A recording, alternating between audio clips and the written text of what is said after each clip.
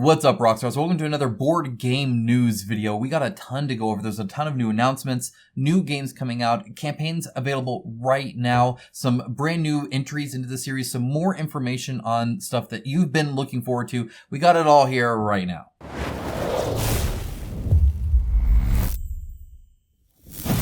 This is not a sponsored video per se. They didn't ask me to do this, but I got a cool Into the AM shirt going on right now. They have a sale. I just wanted to remind you, it is 40% off plus a 10% off via the link down below. So literally you can get almost 50% off. It's like 10% off of the already sale price. So it's a little different than that. But seriously, 40% off their packs. They have great stuff here. That's all I'm going to say about it. Just trust me, you'll love it. They're fantastic shirts. All right, moving on from that, we got Nemesis Retaliation. We're going to start with this. This video, by the way, is formatted a little bit differently in that I'm just going to have it all sporadic throughout. There's going to be some interesting things coming up constantly. It's not just like here's all the games coming out, here's all the updates and stuff like that. So just strap in and we're going to get through it all. There's a lot. The Nemesis Retaliation update came, and one of the big things you're talking about is that you're going to have a ton of minis. In fact, you can have up to 40 to 50 adults. Those are the like larger size aliens that you're fighting in this game. Now, you're obviously going to have a lot more ammo and stuff like that, but it's very much a horde kind of thing where you're going in to an unknown situation. Well, you know there's aliens there, you're going to fight them, but they've like rearranged, like they've like made new hallways and rooms and stuff, so it's still all random there. But there's a lot different here because it's like really small. If you look here, they've actually made the corridor sizes and room sizes 20% larger, and yet they can still cram these in here. And these are smaller. In fact, they're saying they're 22 millimeters instead of the 28 to 30 millimeter of the regular minis. Now, I don't know exactly how they measure that because every single person measures it different. Is it a human male foot to eye? Is it bottom of the base to the top of the base? Is it if it's just the average and they don't have to be standing straight? Like what is it? What does it even mean? Don't know. That's not very helpful information because it can vary a lot. Typically, it's foot to eye on a normal human male standing straight, but you know, who knows what they did with this.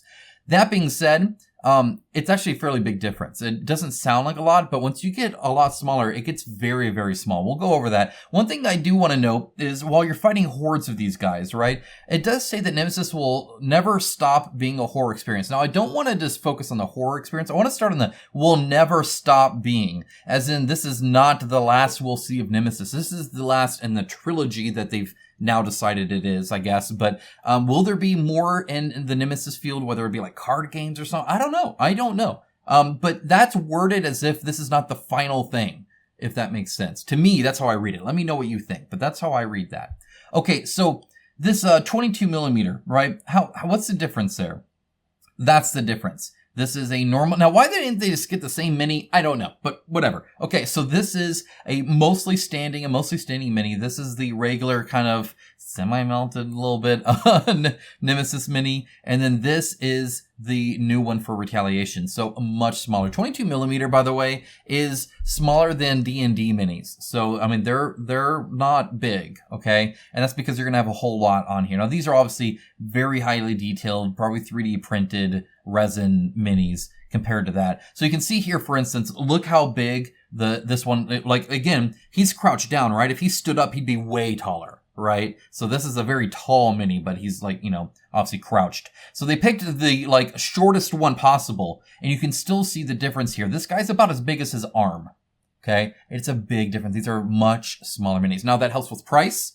And it just helps with like grabbing a whole bunch of adults and doing stuff like that, you know, moving the minis around and whatnot. That can help than having the big one. Less storage, of course, as well, but it also means zero compatibility with the old ones. So there's not going to be any like crossover stuff without you purposely buying something to work with it. So just as an FYI, that's definitely a thing. So they're thinking about maybe doing some fancy like arrangements because as you can see, the bases are actually kind of sitting on there. You can see them kind of slotted in there. I don't know how that'll work with like the sideways one without a magnet, but that's kind of the idea because they come in groups of 3 or 4. There's some more information on here. Feel free to take a look at it and you can vote on the officers thing. Just know that, again, it's a very different game than the regular Nemesis. Very different. You might like it, you might not, don't know. But that's definitely what they decided to do. Awakened Realms did a few very interesting decisions. I'm going to be talking about their Dragon Eclipse game in the future, which has no dragon. So we'll be talking about that later in this video, so just stay tuned. Aberration by Ghostfire Gaming. September 2023, i.e. like real soon. If you click this follow button right now, you get a free enamel pin as long as you pay them money. Obviously, you know, it comes with your shipment. It's free is relative here. Box art looks great. Love it. Kind of reminds me of Dark Rituals, and that's not necessarily a bad thing. Very cool theme. It is a tower defense game of horror and survival, which sounds great. And there's like all these like weird enemies and stuff like that. The minis look okay. They're not like the like most hardcore, but they're fine. They're okay. A lot of different things here. It says unique gameplay features, and it lists stuff, but none of this is like an actual hard mechanics, so it doesn't really tell you a whole lot. I'm not going to bother with that. Just know that they have a swan dragon enemy thing, and I still hate that we didn't get one in Kingdoms Forlorn, and I am upset that all these other companies now are like, well, fine, we'll put a bird dragon thing in our thing, thing in our thing, whatever. Look, it looks awesome. Okay, the theme definitely is there. Looks pretty cool. Coming up here real soon. Next up, we have Dominate and Delegate. This is a strategic war game with resources and base building, a 60-hour 4X campaign, and an epic skirmish mode that awaits you, inspired by the Command and Conquer video games. This is actually super cool. I actually backed this pretty quick. I really like RTS games. I like Dawn of War, I like StarCraft, I like Warcraft, I like Command and Conquer. I love Company of Heroes, right? Like any of these like RTS style games where you're building up units and bases and sending them out and resource gathering and all that. Love it. I think it's fantastic. So definitely a fan of that.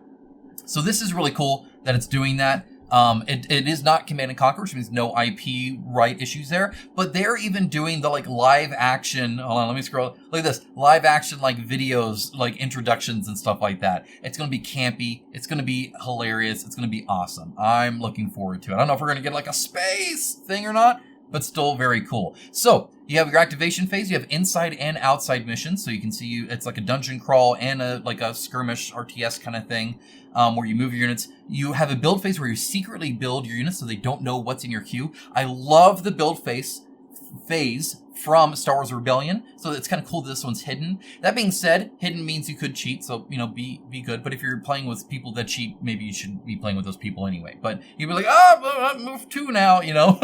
You don't know. And then, of course, there are 2 epic scenarios, is what it says. Now, that makes it sound like there's just 2, like, missions. And I don't know exactly how close it is. I don't know what it means by scenario here, but it has a skirmish mode on top, right? 2 to 4 player skirmish mode, which sounds awesome. A lot of different minis. They're the same minis, I believe, just in different colors. So it's fairly cheap on that, and I think they're a little bit smaller. 8 different types and 4 colors, right? And then in the stretch goals, which they don't list very well, again, this is a very indie thing. In fact, it's like a one-man show here. This is very much like only because of Kickstarter is this possible. But they added a new mission just on day 1. So, you know, and then a new story part in a campaign on day 3. So they're adding a lot more content through that.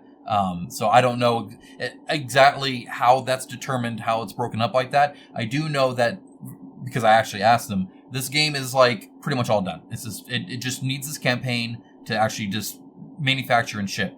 Which is why the estimated delivery, it says August 2024. It's typically the whole year thing, but it shouldn't take that long, honestly. I mean, I don't know if it necessarily will or not. It'll probably take a while to get the pledge manager, and then they give you some time to fill out the pledge manager. But other than that, it's just click and print and ship. And they might have to get some like the white box example of all the components, qualities, and stuff like that. But either way, it should go real quick. Super cool. Next up, we have Algomancy. This is made by a very smart person. He's a PhD. It says so right in his name. This actually looks really cool and might be something back. Oh, before I forget. This is $80. So $80 gets you the whole game. That's all the gameplay. $80 sold. This Algomancy funded in 13 minutes at 165,722 backers. 20 days still to go. This one also not too bad. $69. So a great number for a base game, I think. And then you can get the constructed bundle for $119, where essentially you just double up on stuff, up to 10 players. I don't have any desire to play 10 players, so $69 sounds like a deal for me. The art looks great. This guy, this like smart PhD dude, did all the art too. It's super cool that he does that. I hate people that are talented, but it's also kind of cool. Turns are global, so you kind of go at the same time. There's no like, oh, I'm down on a card because I haven't drawn yet kind of thing. And it's a deck building kind of draft style game, so you don't need to like pre-build a deck.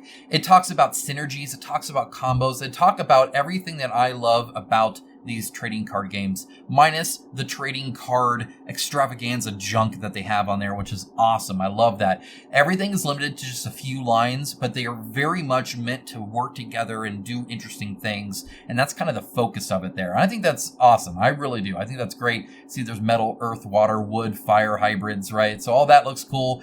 Everybody gets their like resources and stuff, so that's coming through. It looks really good. It honestly looks like they've put a lot of effort into it. The one interesting thing is something like this. Put a +1/+1 counter on me. So the cards talk about themselves, which is a very weird thing, or talk about others in a very personal way. I don't know how I feel about that. I mean, it's cool. I get it. I don't know how I feel about that. It's kind of weird. But either way, looks pretty cool. So that's probably another one I'll be backing personally. Next up, we have Fire and Ice Dimensions board game. If you are an old geezer, you might know what this is. I'm joking, only slightly. No, this is used to be like an animated series that's in comics now. It's back when they did, let me show some of the motion here, when they would record people and then animate it. And I loved this style of animation from back in the day. And look at this. That used to be how animation could work, and it was awesome. Like, that's just super cool. So it's very much like Conan, the theme is. The gameplay is a lot more loose than that, because it's kind of weird. Like, the map is kind of really flat and stuff like that. You're going through these different scenarios. You can see there's a map there. We have a whole bunch of cards and stuff, though. It's kind of hard to get too much gameplay detail without really reading the rulebook and looking at a lot of the videos. This video here doesn't really do anything about it, but if this is something that interests you, feel free to check it out. Next up, we have Dungeon Kart. It's go-kart racing. August 22nd, that's coming out very soon. The next video, I'll show you the actual whole thing. It's not out yet, obviously. I'm recording this on the 17th, so... but there is another racing game coming up, so stay tuned for that as well. Maybe decide between the two once this is out. Next up, we have an update on Dawn of Madness. They're back from Gen Con. They have a few updates. Obviously, they have a whole bunch of cool Celestial stuff on display. That always looks great. I'm super excited for that whenever that comes. Manufacturing, they're working on that. They're saying they'll have some samples to show next time, so they'll have that. Development progress. This reads the same to me every single time. Looks like... And not only that, but it's like sometimes they'll do this. Completed, needs further editing and proofreading. Well, then it's not completed, right? Like, completed is completed. So, like, I don't know. They're getting there. They're getting there, but it's certainly taken time. They have some cool art, obviously, as well. I'm just really looking forward to them releasing this so they can finally move on. This reminds me of Chronicle X from Archon, where it just took forever to get through. And then once they are, everybody's happy. They move on with their lives, and you start delivering games, and it works out. But right now, this is a huge pain point for them that they need to work on. Next up, we have Firesiege, a Feralis story. This is by Deer Game Studio. This will be coming out here soon. Again, great looking art, I feel, like fantastic art. You play as a whole bunch of mostly like centaurs, kind of an odd choice. The minis look like they're probably not going to be super great. I think they say, you know, like really fancy minis at some point in here, but they look like they're board game minis. I'll word it that way. They're not bad per se. So what is it? 1 to 5 players, cooperative, tower defense, limited communication, hand management, asymmetric powers, and multiple victory conditions. The only thing I don't like about that is limited communication. I find that typically fairly arbitrary and very gamey, and kind of takes me out of it. And, you know, like if I want to work together and defend an area, I want to work together and defend an area, not like, what do you got there? Well, I don't have that. But I have something that looks like it's made out of wood and can maybe throw stones. You know what I'm saying? Like, that to me, that's controlling stuff off the table. And I typically don't like that unless you're really gamifying that in an interesting way. Like Resident Evil had one where you had to be quiet, you know, for a short amount of time, stuff like that. But just the whole, like, oh, I gotta cooperate with you, but I also can't really cooperate with you, I've never liked. That doesn't mean I just don't like that part, right? Everything else sounds awesome. And the art looks really good. Like, this art is fantastic art. The minis do come in other bright colors. That means they will not look as good as they could if they were in gray. I always suggest, if to just do the base or the base ring in this if they're going to do that, but leave the mini gray, my opinion at least. I know it's easily identifiable, but I think there's other ways to do that and not make it to where your mini also looks like poo, which is kind of what that'll do. And obviously a lot of meeples and standees and stuff like that too. Now, will that be upgraded? Don't know yet. We'll find out. But yeah, you play these like centaur dudes. And then at the very end, there's this guy who's not a centaur. So, you know, it's whatever. He's like a demon dude. It is like a circle, but it's also not. It's a square board, so Kelpie can calm down already with that. And yeah, that's kind of what's coming up. Looks kind of interesting. Next up, we have the Level 99 Games is offering a Soul versus Kai demo deck for Guilty Gear Strive. If I'm mispronouncing that, I apologize. I've played Guilty Gear all of one session once, and I sucked at it. It was not a combat game I was good at. Most combat games are not good at. I was pretty good. It was like Injustice, Mortal Kombat, but that's it. And by pretty good, I mean I can beat the computer sometimes. Anyway, this costs you just shipping, and it's just a deck of cards. So I haven't gone in and actually looked how much, but I'm sure it's not a lot. It's not a big deal. But yeah, you can get it. I'll link down to this, along with everything else down in the description below, of course. So if you want to go ahead and try it out, see how the game is, this is what you want. Next up, we have, and I think it's a great idea. Great marketing, by the way. Next up, we have Midhalla. This is a 100% skill-based co-op dungeon crawl board game without randomness. They're very big on that. Skill-based, without randomness. They say this constantly. I haven't read the rules per se to see exactly how true that is. I think the final determination is, but I think there's still variety, if that makes sense, where it's not like you can get like any card you want at any time kind of thing, if that makes sense, but we'll go into that. But it's a dungeon crawl that isn't random, which is pretty unique, so that's different. A lot of people love it, but a lot of people hate randomness stuff too, right? And so most of the people that are like really into like the Gloomhaven, I see mentioned like several times here. First of all, it's a very big comparison, but also it tends to be for the people that really are more like a semi-Euro but want to have a dungeon crawl. My opinion, of course, on that, but I mean, this whole channel is my opinion, so whatever.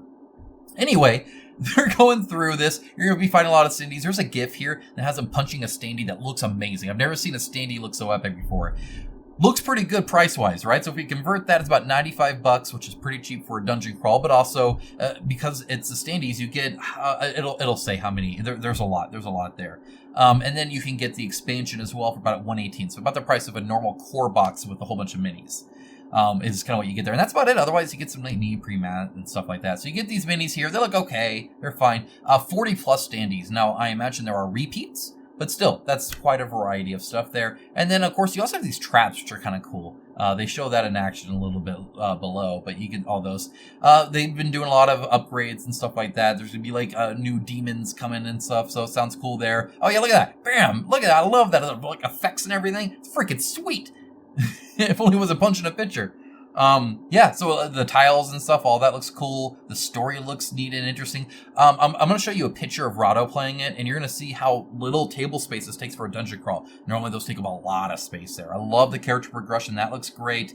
Or permanent campaign unlocks and stuff. But again, like that looks like it's drawn from a deck, which technically, unless that deck is ordered a certain way, there's some randomness somewhere in there, right? Either you get the Berserker's Axe or you don't. So I've always kind of wondered where the line is drawn for people that are very random averse. I'm the same way. Like, I didn't like how random I found Nemesis to be, but everybody has this threshold, and what sets it off and what doesn't is kind of different. I think a lot of people don't like rolling dice, but drawing random cards is more okay. That's what I think. I think it's very much a dice-based thing. Here you're placing the dice there. I imagine that's like how much damage they do when you place the traps. That's like a 6 damage one that just destroys that, whatever that is, picture of. So anyway, they do have the rule book here and stuff like that, but if we go, look at this, that's not that bad, and he has it like super spread out. Obviously, normally you don't play like that. He's got it for like the picture, of course, so it's all super symmetrical and perfect and looks great. But it doesn't look like it's too bad. It looks like you could play this on a game table pretty easily, not have to fuss about it too much. So that's really cool to see. So yeah, feel free to check it out. At least it's different, right? Next up, we have Neomorphs' Infestation update, but really what I have here is the fact that they are going to be printing it, which is nice. I'm glad they're doing that. They say it'll be towards the end of next week. We'll hear. It is now towards the end of next week. This was posted on the 12th, so well, all ears on the update. I'll let you guys know what to say. Zombie Horde. If you don't know, Zombie Horde is this kind of defense-style game where you're fighting against World War Z kind of horde stuff. But it says here, finally some information. So you have resource management, tactical exploration, tower defense, boss rush, skirmish, and dungeon crawler all in one. It's got everything. Now that's either a really cool thing or it's a whole lot of, it's like one good mode that they made and then a whole bunch of random ones that aren't as good. I don't know which one it is, but it has a whole lot here. So you'll like actually grow your colony and allocate resources and stuff like that. Allocating resources often feels worker placement to me. It's just not a worker, it's a resource, but same kind of thing. Tactical exploration, so you can scavenge for supplies or uncover hidden locations. And then challenging decisions. I don't know how much story is going to be here, but it sounds like there's some story there. Tower defense, obviously, reload your mortars and heavy machine guns, lay traps, fortify positions, that sort of stuff. A boss rush, where you can just like face off against the bosses. The dungeon crawl, delve into dark buildings where the undead lurk around every corner. That sounds like a lot of the tactical exploration, just kind of worded a different way. It has a skirmish mode. I don't know how that works. Like, are you trying to invade each other's bases? That'd be kind of cool. I don't think that's what they're doing here, though. Either way, that's coming up. All right, we have Altered. This is a trading card game. I put this because a lot of you mentioned this in my last trading card game video. It's coming out February 2024. I will be reading more up on it and sharing it in the future. I just want to let you know it's coming up. It looks very nice, pretty art-wise, and I will let you know more in the future. Subscribe if you want to see that video. Next up, we have Joyride. This is the other kind of racing game, but it's almost like a Demolition Derby kind of racing game. It's very much a stylized thing here. So 72,871 backers, 20 days left to go. This is by Rebellion Unplugged, and it looks very pretty. I love the design of it. Like, it looks cool. The grid isn't too distracting. Maybe a little bit more than I would like. It's a little strong. I'd like that probably faded a little bit, or just the corners. I don't know. It just, like, I understand it helps for gameplay, but it's also a little rough. But this is lock and roll racing, right? Where you put your dice there and you can actually like swoop around turns and stuff, which sounds really cool. You can shift into different gears, which will affect your stats. And, then you actually can like collide into stuff and get people spinning and stuff. And then their little meeple car will curse. You know how it is. Different handbrake turn to really kind of edge around there and stuff. So it honestly looks like a lot of fun, little oil spills and whatnot. The big thing for me is how easy does this control? Because otherwise I love it. I love the design. I love that each car comes with, they have like an expansion, comes with more maps and more cars. I love how you get the dash cam of each one. I think that's super cool. It looks like a lot of fun.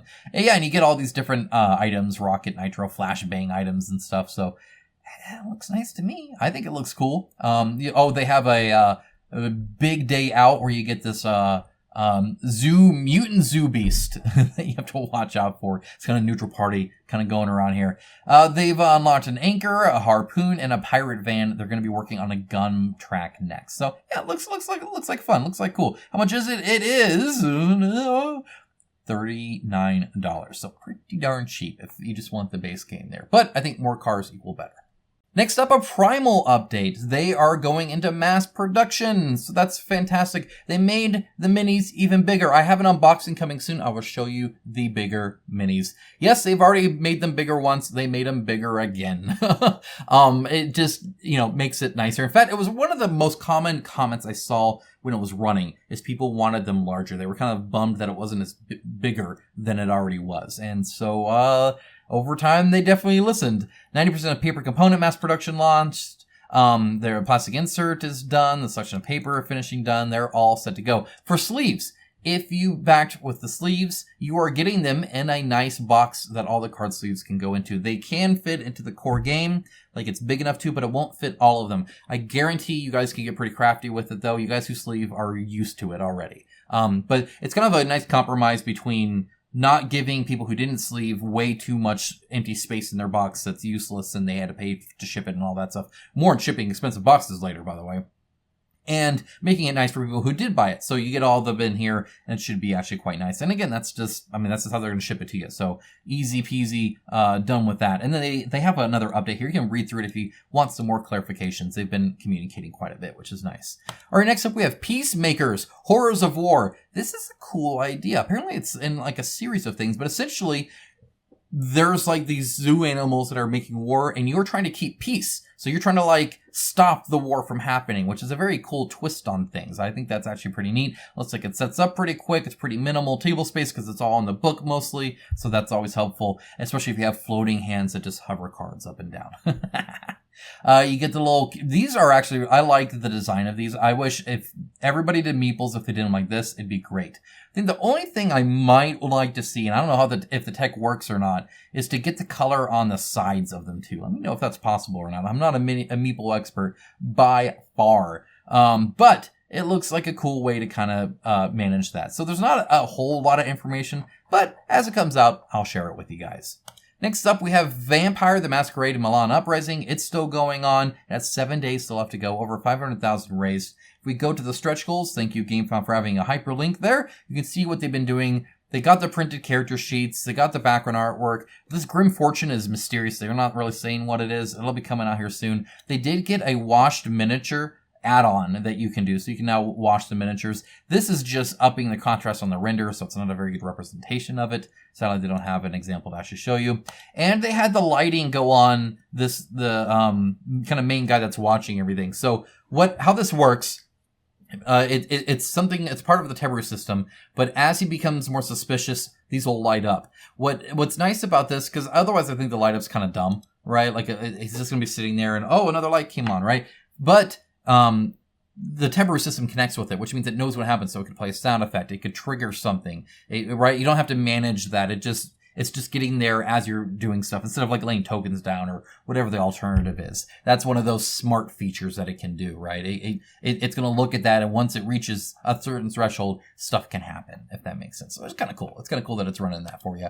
Next up, we have Ascendancy. This is 285,000. Matthew Meeple, I think, said hey to me. I don't remember where. I just saw that I had an unread message where there was the word hey. So I think he's trying to get a hold of me because I think they're trying to send it to me. I don't work tomorrow. That's your today. So I will try and find some time, and because I'm doing other chores and errands and stuff, but to catch up on some email and see what's going on. I was shipping a whole bunch of games out this week, so got that done. Anyway, there's a lot going on here. The stretch goals, this is one of the longest scrolls you have to get to the stretch goals. This is like a lot. We're almost there. We're still almost there.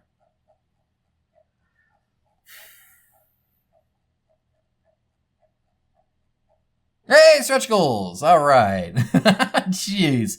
Bump that stuff up, man. Because once people are here, like, I always believe that a campaign at the beginning, stretch goals at the bottom. You should put them there if you're going to have them, because then people know that they're going to have them. Otherwise, your number one comment is, are there going to be stretch goals? Or people just say, I don't see the stretch goals, I'm out, right? You don't want either of those, so obviously you should at least mention them. Put them at the bottom. You're focused on teaching people the game. But your funding of new people goes like this, right, during the campaign. It's just naturally because of notifications. Launched and about to end, right? That's just how it works. It's nothing bad against anybody running campaign. It's just it's a typical U-shape, right? And so with that, the people going to your page while the campaign's running are looking for what's new. They already know the game. They've looked at that. They're looking at what's new. So why make them scroll all the way down?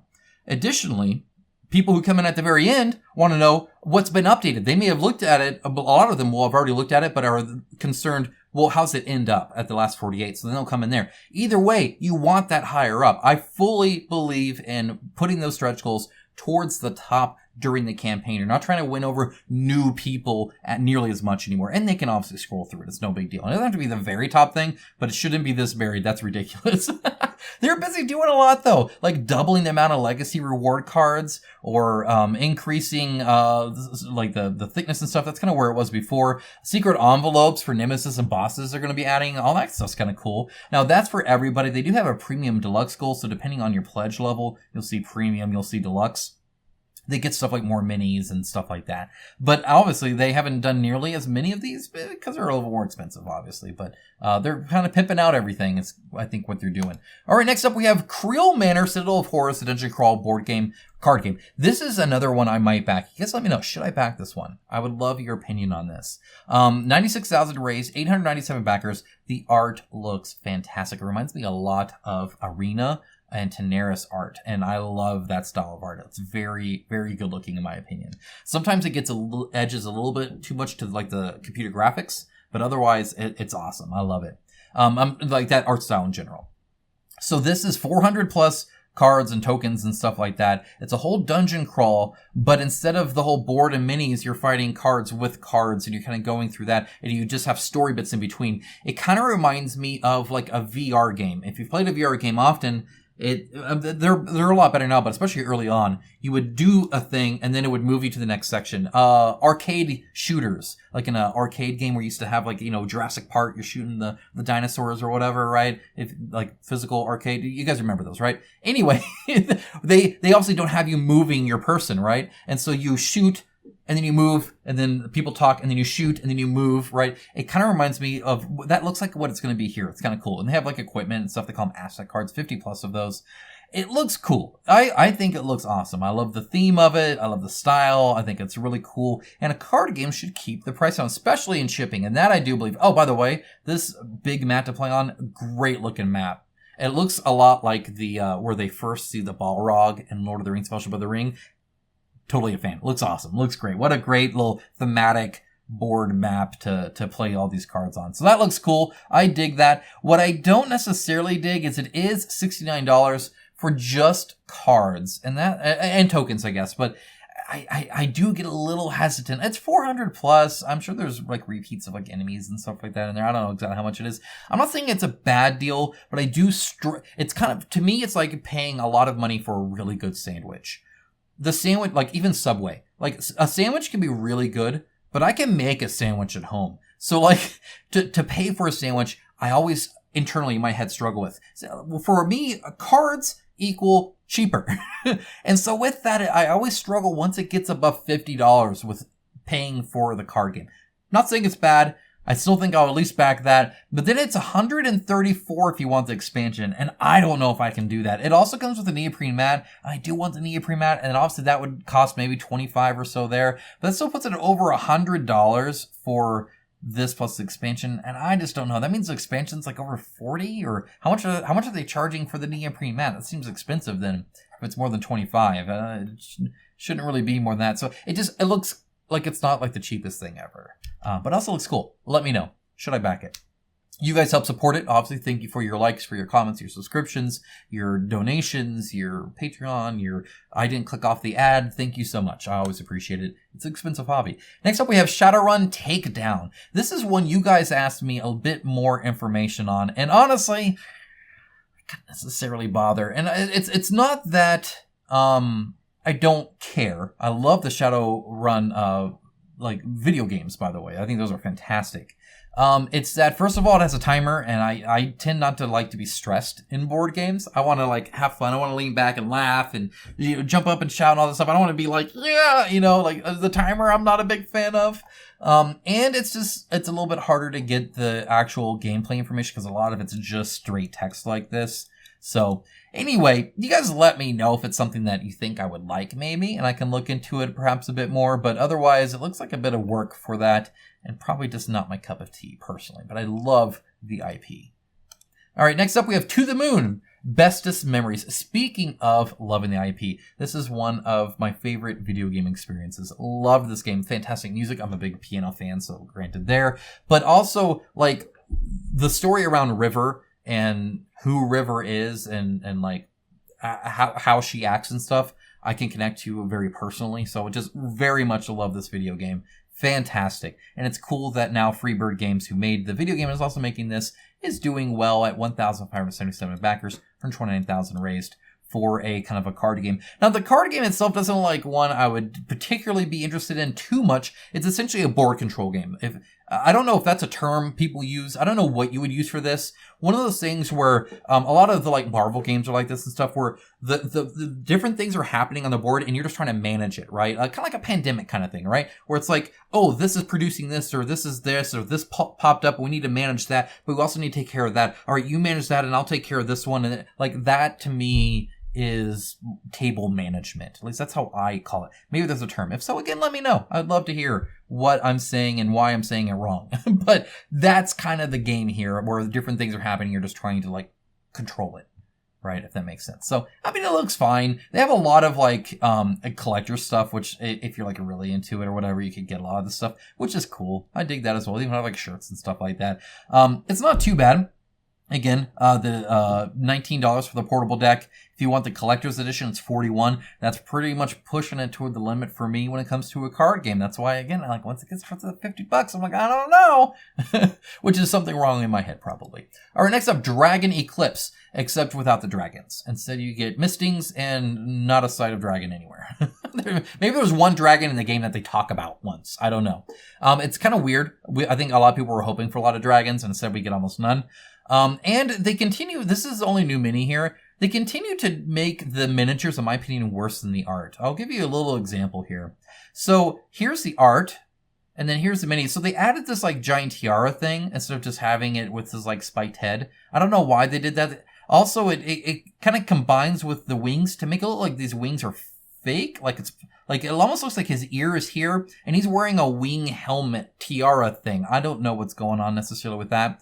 He also has this really cool Dragon Ball like thing of this orange orb that would be beautiful and awesome to paint. And they added a whole lot of just random texture to it. Like I don't even know what junk that is. I don't know. It's some like mechanical gear ball thing now. Very different than the Dragon Ball orb thing. I don't know why they keep changing it. They need to talk to each other more. Their artists, I think, are fantastic. Their sculptors, I think, are fantastic. But they're not speaking the same language, and it's bothering me a lot. I don't know how to feel about that. Otherwise, it's actually a better mini. Like I like the design style of it with the big wings on the top and the tail, and even necessarily kind of the little bit of like armor scaling that's kind of going on there. But why they added a tiara, why his wings look mechanical here and not in here, and why they took his Dragon Ball away and gave him I don't know what this is. I don't know. But they addressed this right here. Booster packs. So it's as we expected. The booster packs you open once and then never again. So they will be offering tuck boxes and you put them in there, which is probably about the worst solution I could possibly think they could make. So hear me out here, because I'm going to give you some better suggestions. So if Awakened Realms wants to listen, they certainly can. I fully believe that the moment you open a tuck box once, you've broken it. You've ruined it. It bends in and it creases and you see the white of the box and the thing. And if you're opening those constantly for multiple playthroughs, it's gonna get destroyed. Bad. I went and opened my one in Darkest Dungeon and the side started to rip. It just, tuck boxes are one of the worst inventions ever created, and I hate them very, very much because they literally get broken and bent and out of shape just from opening it up. It's ridiculous. There are better solutions. So the idea is you shuffle them up and then you put them in there, and then when you open it up, it's just like a booster pack. Correct. Valid. Which also makes you wonder why the booster packs. Statement. If we're saying the booster packs actually being wrapped in this thing and opening it up is fundamentally better, and that's why they're doing it, then all you're saying is every time you play afterwards, it won't be as good. And if you're saying, well, they'll still be as good, then why the booster packs? Like you gotta pick one. Either it's better for this, and I just am okay saying the game is worse afterwards, or that's not really adding anything to this, in which case, then why add it? I will say that just because mathematically something works out, like taking things out of this and taking things out of the pack, fundamentally, same end result. But board games are inherently a physical thing that you're interacting with, and that affects things, right? What you're doing affects things. Even in, like, let's say a video game, okay? And let's say you're having to go from point A to point B, and you'll always go from point A to point B. And let's say your character was just shot up, right? Now, you could just have them sprint full, like they're healthy, and go from point A to point B. You still arrived there, you're still shot, technically everything happened. But if you have the character move slower and limp, and it's a pain, and they stumble, and you have to mash X to get up and do all that, and then you get there. You still were shot, you still got up from point A to point B, but the experience getting there is different. The experience of interacting with and processing through things is different. Same thing with board games. Opening these tuck boxes will make me angry. Opening the booster packs would be cool. I'm a Magic the Gathering player. I can't help it. But that doesn't mean like that's the solution. I think honestly, an envelope would work great for this. So it'd be like a booster pack essentially with an open top, right? It's a little lid. So all you would do is you flip the it doesn't seal. There's no like lick and but all you do is like flip that up like an envelope or something like that, and you can pinch the sides, pull the cards out, you're done. You didn't damage anything, or you could just, check them out that way. You still opened it up, you can still put it in. It's still much closer to booster boxes or booster bags or packs or whatever. And it's not this garbage tuck box stuff that's going to look terrible and feel terrible 3 times into playing it. So my opinion, better solution there. There's some other stuff you guys can... Oh, there's another mini here. I guess this is kind of like a dragon. I think it's actually this guy up here. Blaz Reef. I don't know if that's a dragon. Is that a dragon, or is that just a really cool turtle? You guys let me know. Comments below. I'd love to hear your thoughts on that. And about the whole booster pack thing. All right, next up. There is a foldable gaming table coming up. You might see this one back here so often. That's the Alpha Gaming Table. Fantastic table for Warhammer. Love it a whole bunch. I think... based off how long this is, it looks like it's probably meant for regular board game / D&D, but I'm not certain. Also, it's by Yarrow Studios, which I think does mostly RPG stuff. However, it throws me off when they have the little skulls on the side, which look very much like the, hey, Warhammer, right? That's kind of a nudge, nudge, hint, hint thing. That's stuff right here. I don't even know what that adds. I don't know what that does for you, but it's there. I don't know. We'll have to see what's going on with it. I'll let you guys know. It might be something worthwhile, though, because honestly, these can save a ton of space. They are often quite modular, and they're way cheaper. So if this is something you can tuck out and pop out real quick and be ready, that might be worthwhile. All right, next up, Axis Mundi is doing a painting contest for 2023. You have to paint either Tomo or whoever this chick was again. I can't remember her name. Amba, Eye of the Sun. So it has to be one of those two. But if you have those minis, you can paint them. You can enter them in. You get 100 euros for first prize, 65 euros for second prize, 35 euros for third prize. Anything that lets you paint and gets you painting and motivates you to paint is a good thing. More people should do it. I think this one would be more interesting than this one because this one's like 2 colors. But otherwise... and Tomo just has a cool base and much more unique and interesting in my opinion. But either way, you can go ahead and read all the rules. I'll link down to this down in the description below, of course. All right, next up, Tanares. Dragori Games. Very successful. Very great game. Very great. I don't know what that means, but it's a very good game. They're not the best at estimating shipping prices, even 30 days before they show them again. This reminds me a lot of what Command did, where they just kind of fell over onto their face with, I think it was it Masters of the Universe, or was it Marvel Zombies? Marvel Zombies, where within a month's time frame, suddenly they were way off base on how much stuff cost. So here you can see $39 for USA returning bundle. Here's my returning bundle, $52.50. That is an increase of about 33%. 33%, it's over a third larger. How are you a third off on even one of the most common things you're going to be doing? Returning backwards, because there's a ton of those. USA, there's going to be a whole bunch in there. And in Europe and stuff like that. Like, I don't know. 33% is one of the better increases. There are people who got a 50+% increase in their shipping. How you're that far off, I just don't know. I think people... Now, and technically this is without stretch goals. So again, like one of the stretch goals is a dragon, which was before day 1 they knew it was going to be there. Why not just include that anyway? I don't know. I feel like companies are very much motivated not to update these tables, not to keep them up to date, because obviously the campaign launched even earlier, right? So this was earlier than that when they had those. Purposely not put in the stretch goals, even though they know what the stretch goals are, or keep it up to date with the stretch goals. It literally takes a tiny little bit to get a quote back. I've spoken with a dev who, while I was talking with him, got a quote for me. Like literally, like I'm not saying they're all that quick. I'm not saying all companies are that quick, but it's not like some humongous thing. These companies are giving quotes out all the time. Weight, size, here you go. Like that's, if you were to ship right now, it'd be this. Okay, good, thank you. Got an estimate, right? There's a lot more when it comes to telling everybody stuff like that, but you can estimate about the amount of carts you will get. But you can get better and better estimates as the campaign goes on. And as the campaign goes on, what are they doing? They're adding images. They're updating their text. They're showing off more stretch goals. But you know what they're not doing is updating the shipping cost. That's what they're not updating.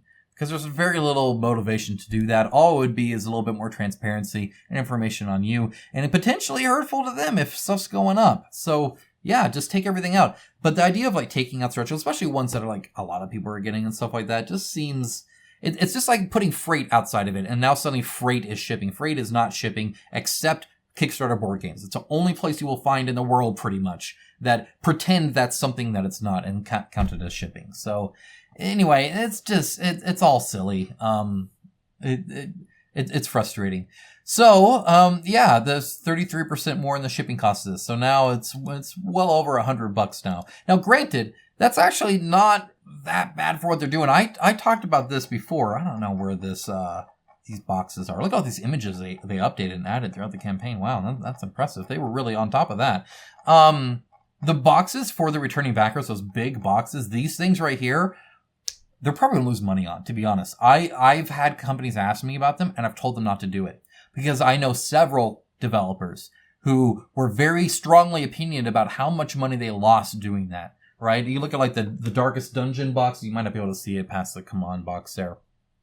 Those big boxes, especially when you ship them empty for storage after the fact, cost so much. And then they often get damaged because they're big and they're empty. And then when they get damaged, and then there's a little nick on it, the person is going to be on Facebook being like, I will badmouth you across the internet unless you give me a brand new box. Please spend another $60 shipping me one for free. And then, of course, the company is like either, yeah, we'll just eat that and I guess just eat ramen all day too.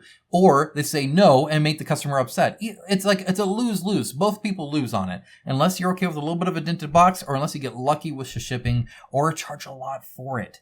And it's just, it's big. And it's especially when it's like weightless. People are, those UPS guys, so they're just be throwing that thing, man. They're used to big heavy boxes, so when you get this one's light. There you go.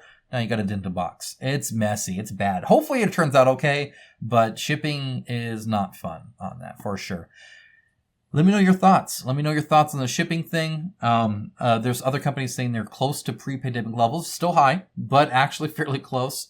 Things should be normalizing. So if a company's still charging a a lot more, think about it a little bit. I'm not saying yell at them because inflation's a real thing, obviously, lately. Everything's more expensive lately. The economy's a mess. Okay.